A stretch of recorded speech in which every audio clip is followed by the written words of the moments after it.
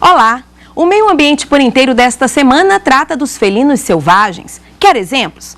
O leão, a onça-pintada, a jaguatirica, a pantera são animais com corpo flexível e, com isso, muito ágeis. O olfato e a audição são aguçados. Outro detalhe, enxergam muito bem à noite. Agora, ao lado disso, uma triste realidade. No Brasil, a maioria está ameaçada de extinção. Eles habitam na maioria dos continentes, exceto a Antártida e a Oceania. Encantam pela beleza, têm características em comum. Garras longas, encurvadas. O olfato e a audição são bem aguçados. Alguns têm hábitos noturnos e por isso são capazes de enxergar muito bem à noite. Como a onça preta, que pode chegar até 3 metros de comprimento e pesar até 140 quilos. São ágeis e conseguem se locomover com facilidade. Quanto à alimentação, esta é constituída basicamente de pequenos mamíferos, roedores e aves. Quer alguns exemplos de felinos? Onça-pintada, maior felino do continente americano, pode pesar até 135 quilos. Tigre, garras fortes, dentes afiados, corajoso, enfrenta todos os outros animais. E tem uma curiosidade, nenhum tigre tem listras igual ao de outro. É considerado o maior dos felinos selvagens. Vive cerca de 13 anos. Leão, só os machos têm juba. Alimentam-se principalmente de zebras, veados e girafas. Por dia comem até 7 quilos de carne. Vivem em média 15 anos. Entre os felinos silvestres brasileiros está a jaguatirica, esbelta, pelos curtos. A gestação vai de 70 a 75 dias. Ameaçada de extinção devido à caça predatória e devastação do habitat natural dela. Tem outra do Brasil, a onça parda, popularmente conhecida como sussuarana, pode pesar 75 quilos. Vive nas Américas. No Brasil, os felinos estão ameaçados de extinção, principalmente pela destruição do habitat natural desses animais. Por isso, a criação em cativeiro tornou-se uma estratégia para conservar as espécies, realidade que preocupa os ambientalistas e os órgãos de proteção a estes animais. O tema é polêmico. A maioria dos zoológicos está lotado e muitas vezes não tem estrutura adequada para abrigá-los. A caça predatória, o tráfico de animais e a devastação da natureza, como as queimadas, aumentam ainda mais o risco de extinção. Em Corumbá de Goiás, uma organização não governamental foi criada só para cuidar de felinos selvagens vítimas de maus tratos. Alguns eram maltratados em circos e até em zoológicos. Estamos na NEX, No Extinction, que em português significa não à extinção. É na fazenda Preto Velho, a 80 quilômetros de Brasília, que a equipe do Meio Ambiente por Inteiro foi conhecer o trabalho que é feito há mais de 12 anos com felinos. São cerca de 25 onças de 8 espécies diferentes. Um verdadeiro criadouro em meio ao cerrado.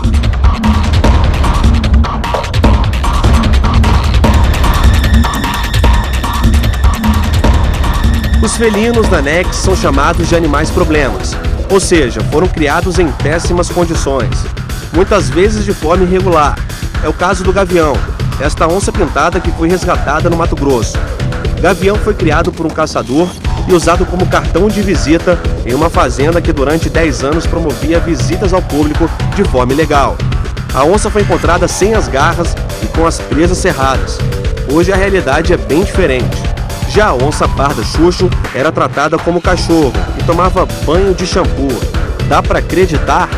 Elaine explica que todos os animais sofreram no passado algum tipo de agressão. Que a primeira agressão é tirar o bicho do habitat natural deles. Às vezes não é voluntário, às vezes o bicho é encontrado durante uma queimada, filhote sem a mãe, não tem o que fazer, porque esse bicho não vai sobreviver. Então o IBAMA tenta encontrar uma destinação adequada para ele. E muitas vezes, quase sempre, a história é a mesma. Assim, encontrei o filhote perto da minha fazenda. Até porque as pessoas não falam, matei a mãe e peguei o filhote, nem comprei. Porque elas sabem que isso tem, que isso tem algumas consequências. A bióloga da NEX explica que os animais chegam à ONG por intermédio do IBAMA. Normalmente esses animais eles vão para os centros de triagem do IBAMA e o IBAMA que dá o destino a eles, certo? Eles podem ir para zoológicos ou para criadouros conservacionistas como o nosso. São bichos que não têm para onde ir. Eles já têm algum contato com pessoas, ou seja, eles nunca mais vão voltar para a mata, porque se um bicho desse volta para a mata, ele vai entrar em contato com pessoas novamente, isso nunca é bom. E eles não têm para onde ir, porque os zoológicos já estão cheios, os CETAs, que são centros de triagem que recebem esses animais depois que o IBAMA apreende, né? Já estão cheios, as pessoas não param de tirar o bicho da natureza. Encontramos os irmãos Sansão e Dalila. As onças pintadas vieram do zoológico de Brasília, ainda recém-nascidas, e hoje são o principal atrativo. Cada uma come por dia cerca de 3 a 5 quilos de carne. Os alimentos são doados por parceiros e voluntários da ONG.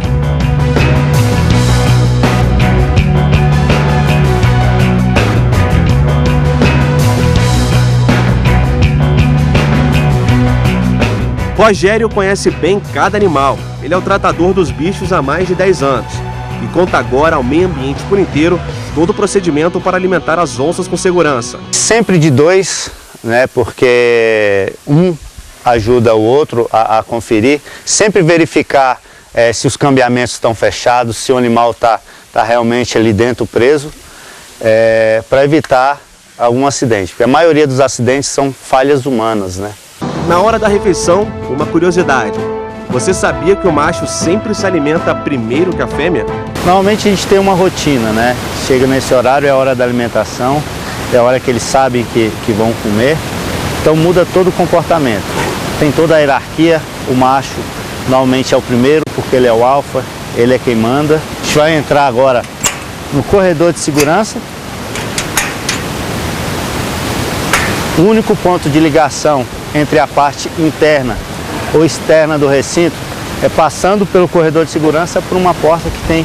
Primeiro, para atrair, é servido um pedaço de carne. Vou jogar uma isca só para fechar ele. Depois de travado, eu destravo a porta de lá e aí o animal tem acesso à carne.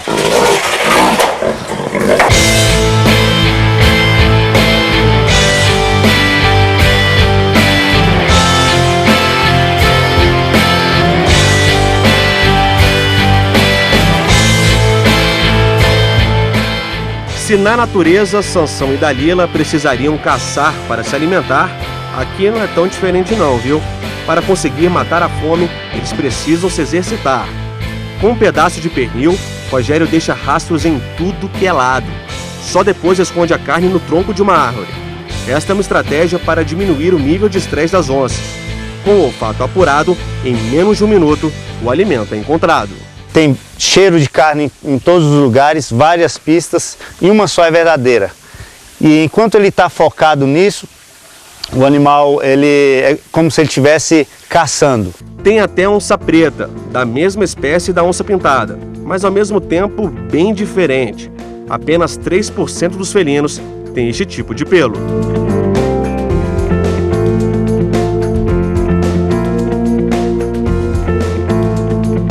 Dos felinos cativos aos animais livres, a ONG também desenvolve um trabalho com animais que estão na natureza. No início do ano, a fazenda recebeu uma visita um tanto inusitada. De uma onça pintada melânica.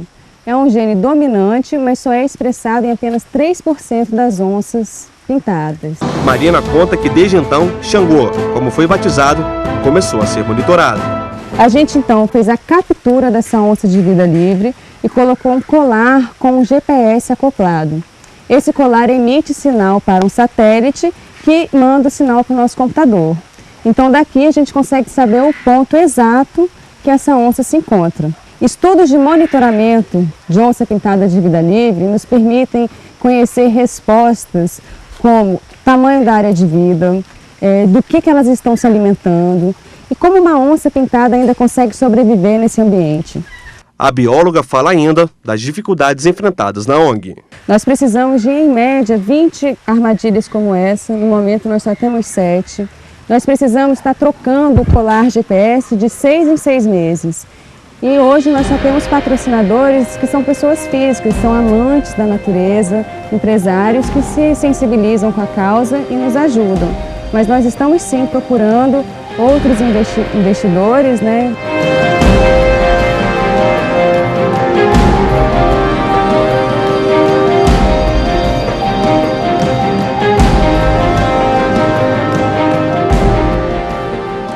E no próximo bloco, uma conversa com Felipe Reis e Elaine Cipriano e com o veterinário Rodrigo Montezuma.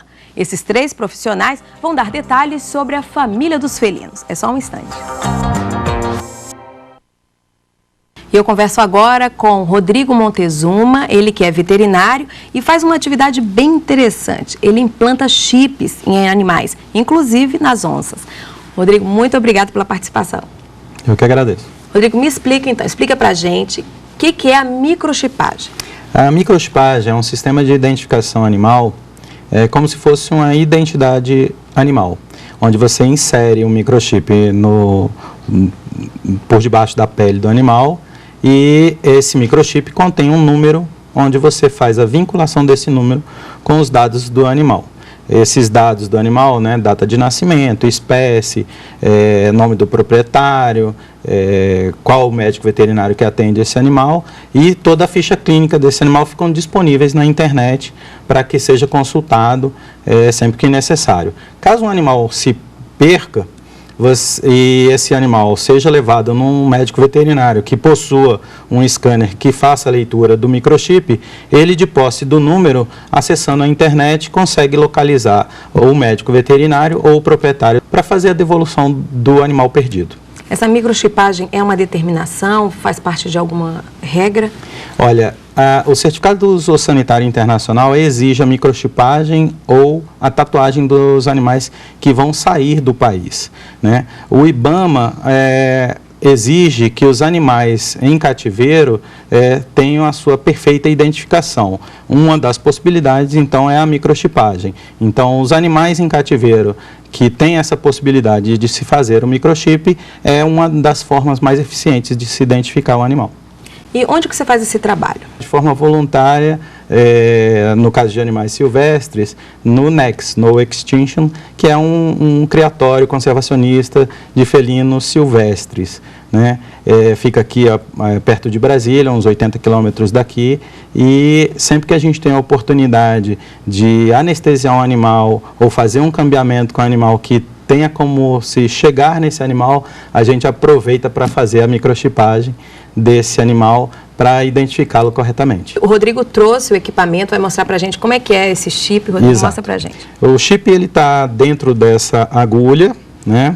Ele tá dentro dessa agulha aqui e ele é colocado no dorso do animal, tá? Como eu falei, por debaixo da pele, e ele é do tamanho de um grão de arroz. Esse microchip... Então, né? Todas as informações estão aqui dentro. Exato, é um número como se fosse um número de identidade.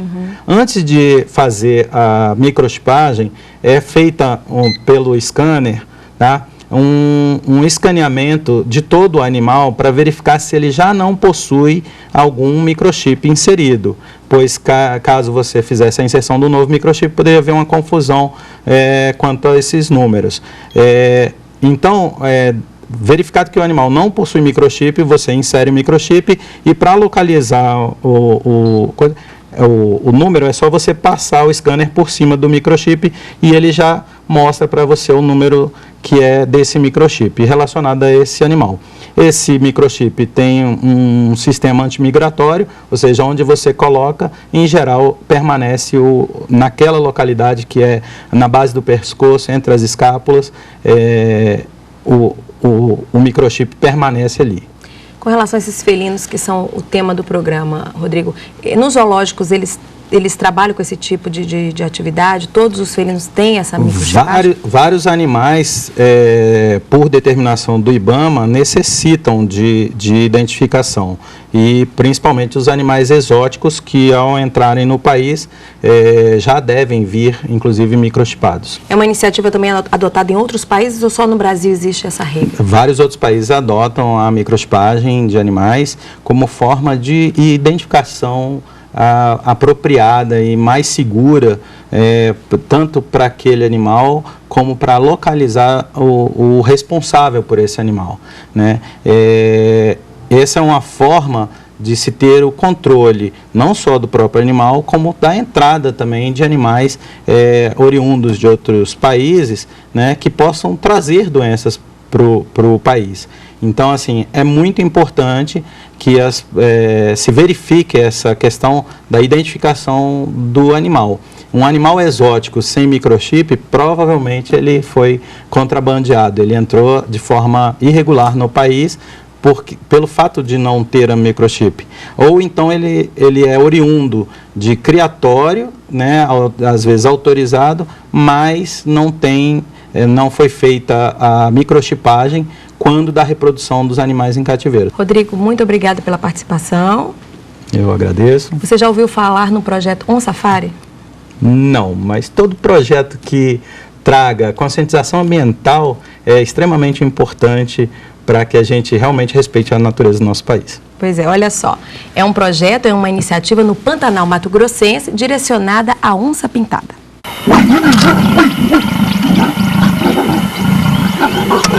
Oi pessoal, uma palavra que eu tenho ouvido muito desde que a gente começou a conversar sobre o projeto OnSafari é a habituação. Hoje a gente vai usar aí o leão, o rei da selva, para falar um pouquinho sobre o que é isso, o que é a habituação. A habituação, primeiro é importante frisar que é muito diferente de domesticar, né? Quando a gente fala que a gente está tentando habituar as onças lá no projeto OnSafari, as pessoas acham que de repente a gente está dando comida, ajuda a onça a arrumar um lugar melhor para dormir, mas não é nada disso. A habituação nada mais é do que o bicho começar a se sentir confortável na sua presença. Ele continua 100% selvagem, ele caça o alimento dele, ele faz tudo, só que ele para de fugir dos carros que é o veículo que leva os turistas para ver o bicho. Ele para de achar ou de perceber aquilo lá como se fosse uma coisa que representa perigo. Acho que vocês podem ver nos vídeos que a gente está mostrando aqui com leões na África, por exemplo, que eles tratam o carro como se fosse uma árvore, sabe? Uma árvore teoricamente que anda, mas o carro representa para ele o mesmo perigo que uma árvore representa para ele também. Então, o motivo que na África isso está tão avançado é que os safaris na África acontecem há muito tempo tem esse tipo de conservação através do ecoturismo. Então, as várias gerações, os bichos já foram nascendo percebendo que aquilo não representa perigo nenhum para eles. A gente viu aí as imagens dos leões, agora levando aí para o projeto OnSafari, começou há 2 anos. Qual o tempo que leva, por exemplo, vocês lá para uma onça, para ela se acostumar com a presença assim, dos estranhos até então, dos até então que eram uma ameaça, né, do ser humano, e agora se acostumar, quanto tempo leva? Já tem onça habituada? Não, já tem. A gente já tem umas 10, 12 onças que a gente pode considerar que são habituadas, que não fogem dos nossos carros e continuam fazendo o que elas estavam fazendo antes da gente chegar. Mas é difícil falar um tempo. Eu acho que cada onça tem uma personalidade, uma de repente tomou um susto maior quando era menor ou não, então é difícil você colocar um tempo assim. Eu sei que em 2 anos a gente conseguiu habituar várias onças, mas eu acho que a chave do negócio, que foi o que sempre falaram pra gente na África e se concretizou no projeto OnSafari, é que os animais que você realmente habitua os filhotes da onça que você começou a habituar. Então, impossível falar um número, mas vamos dizer que você pega uma onça completamente selvagem e você habitua ela 50%.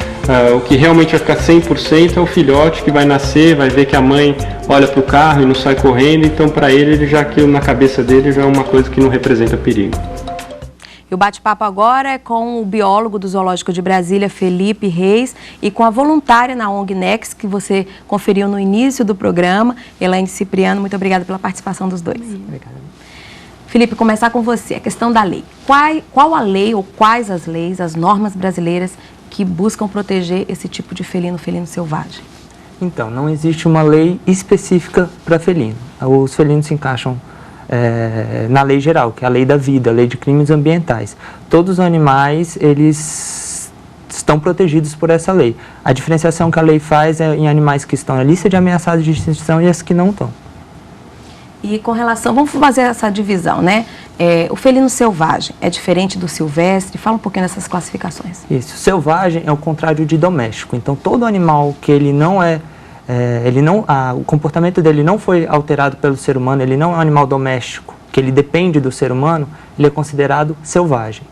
Silvestre é o contrário de exótico. Silvestre é caracterizado por aquela espécie existir naturalmente em determinada região. Por exemplo, se a gente falar silvestre brasileiro, é porque aquele animal ele ocorre naturalmente no Brasil, é o caso da onça-pintada. Se a gente falar exótico, é um animal que não ocorre naturalmente no Brasil, é o caso de um leão ou um tigre, por exemplo. Qual é a situação hoje dos felinos silvestres?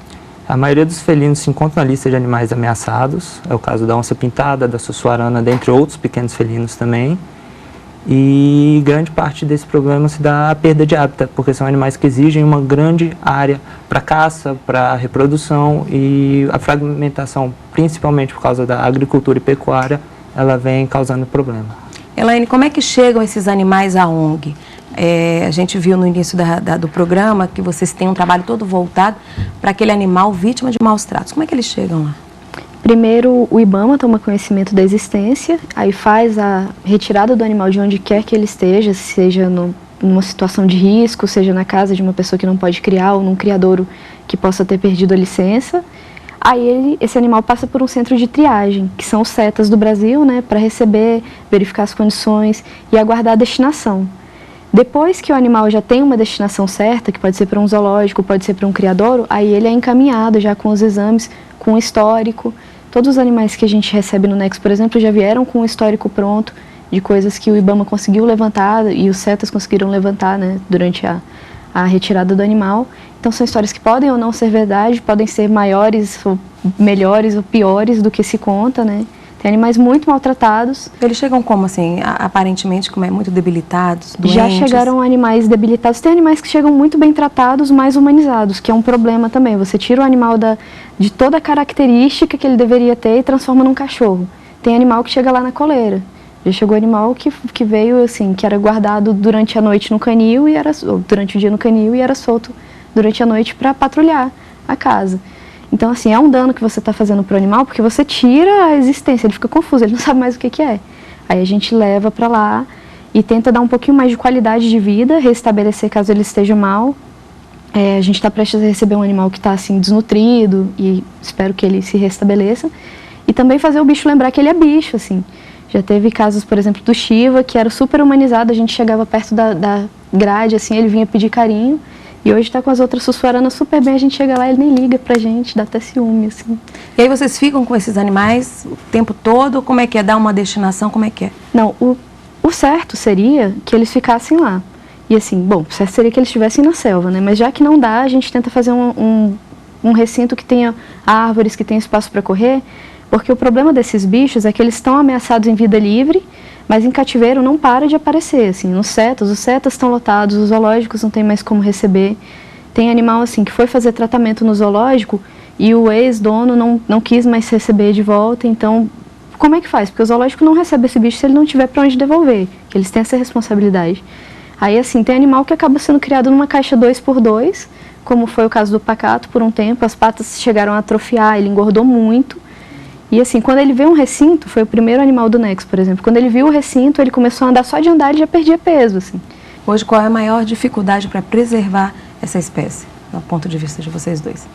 Bem, no meu ponto de vista, é a perda de hábitat. Eu acho que a principal parte da conservação, ela está in situ, que é na natureza.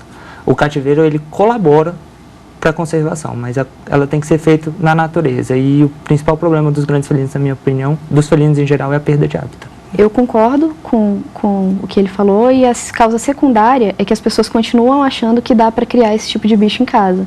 Então, assim, a história de muitos animais que chegaram ao Nexo é a mesma. Ah, achei na fazenda, assim, falta dizer que a onça foi lá e colocou numa cestinha na porta de casa. Nunca é assim, eu comprei, nunca é, eu matei a mãe e peguei o filhote. Sempre tem alguma coisa muito suspeita na história, assim. E o fato é que as pessoas tentam criar. Tem onça lá que foi amamentada no peito, né, e por uma mulher, assim, diga-se de passagem.